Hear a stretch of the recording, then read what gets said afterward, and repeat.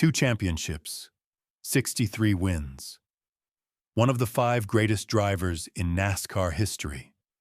And right now, right this second, Kyle Busch is 24th in the Cup Series standings. 24th, 119 points, 0 wins. And the part that should make every Busch fan sick? A 22-year-old kid driving for Spire Motorsports, not Hendrick, not Penske, not Gibbs, Spire, is sitting 15th, 52 points ahead of him.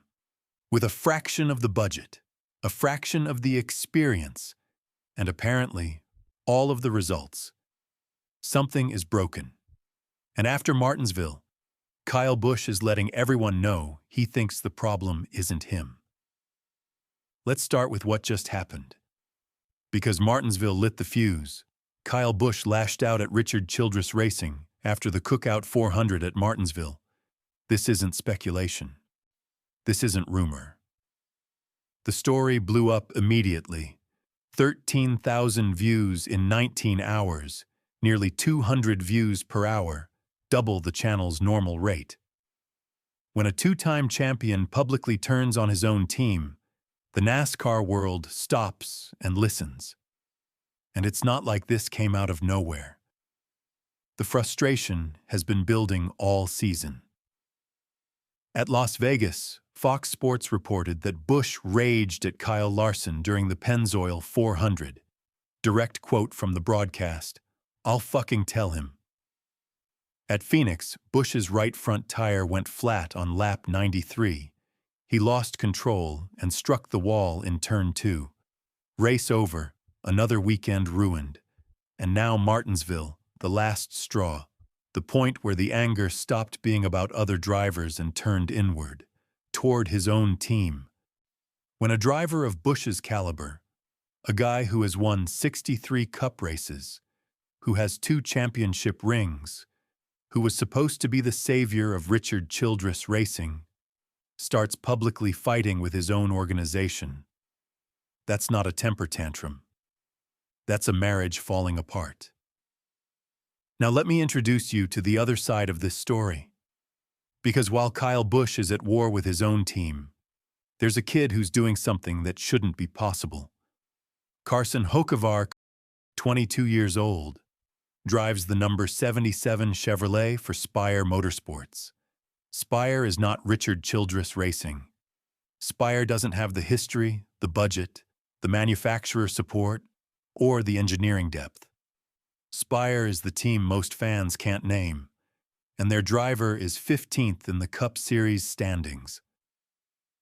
At Darlington, Hocevar started from the back of the field, and in the final 40 laps, at the track too tough to tame, he passed 18 cars, 18, finished 4th. Sportskeeda's post-race analysis said it directly. Among the winners, Carson Hocevar stands on top. Not Tyler Reddick, who actually won the race. Hocevar, because nobody overperformed more than the Hurricane that day.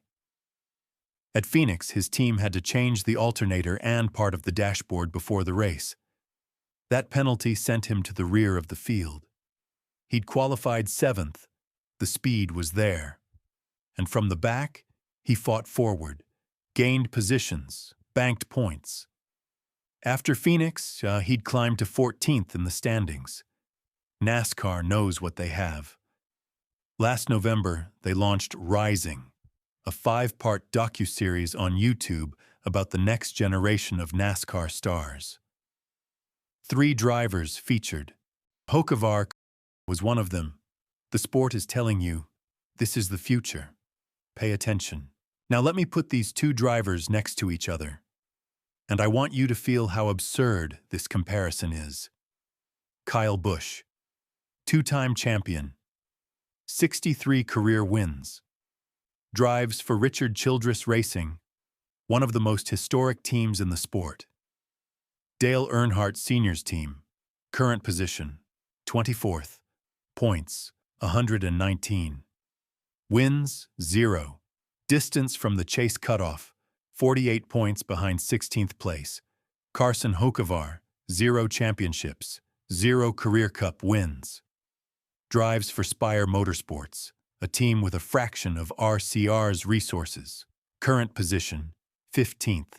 Points, 171. Wins, 0. Distance from the chase cutoff, 4 points inside the line, 52 points. The kid with no titles, no wins, and no budget is 52 points ahead of the two-time champion with the bigger team. And it's not close. It's not trending toward close. After 7 races, the gap is growing. Busch went from 23rd to 24th, between Darlington and the current standings. Hocevar went from 14th to 15th, but maintained his chase position. One is climbing, the other is sinking. Same sport, same season, same Chevrolet manufacturer. Different universes. And this isn't just about Busch and Hocevar.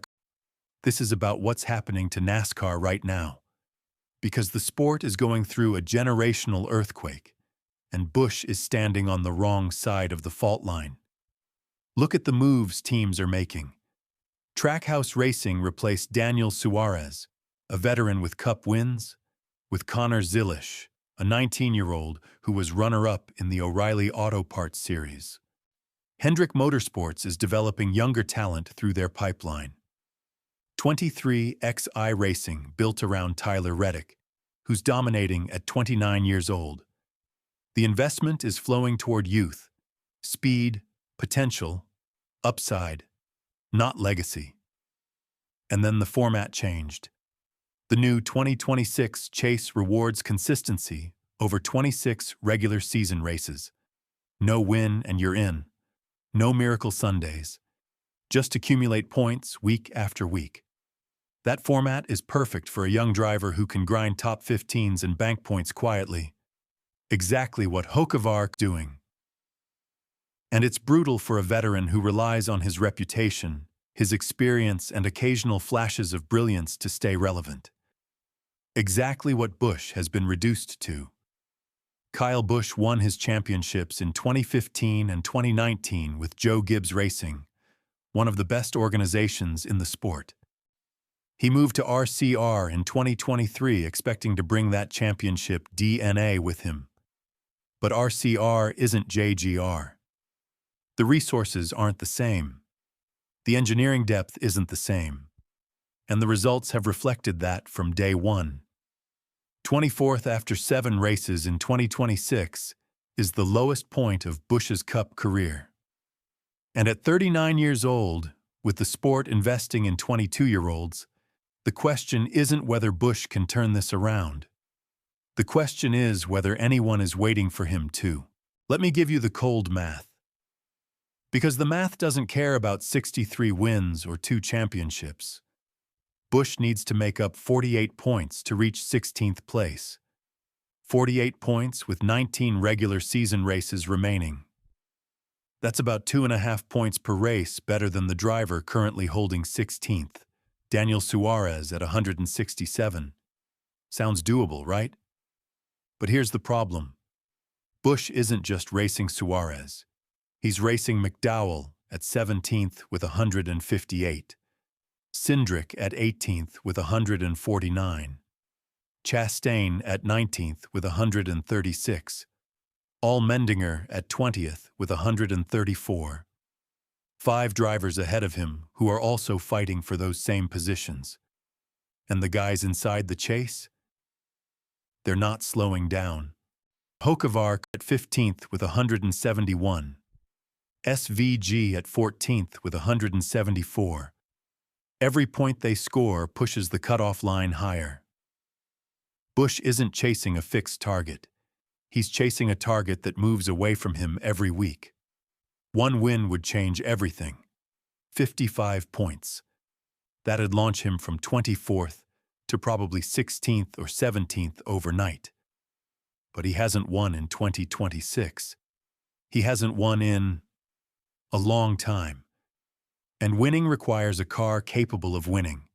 And after Martinsville, Busch doesn't seem to believe he has one. So let me ask the question, and I know this is going to upset people, but it needs to be said. Is Kyle Busch finished? Not as a driver, The talent is still there. You don't forget how to drive a race car after 63 wins. But as a championship contender, as the guy that teams build around, as the centerpiece that justifies the budget and the resources, look at the standings. 24th. Look at the guy beating him. A 22-year-old in a Spire car with no wins and no titles who's 52 points ahead. Look at the Martinsville explosion. A driver at war with his own team. Look at the format. Designed to reward the one thing Busch can't do right now: show up every week and grind. NASCAR made a docuseries about Carson Hocevar. They called it Rising. Nobody's making a docuseries about Kyle Busch anymore. And that might be the most telling detail of all. Is Rowdy done? Or does the old man have one more run?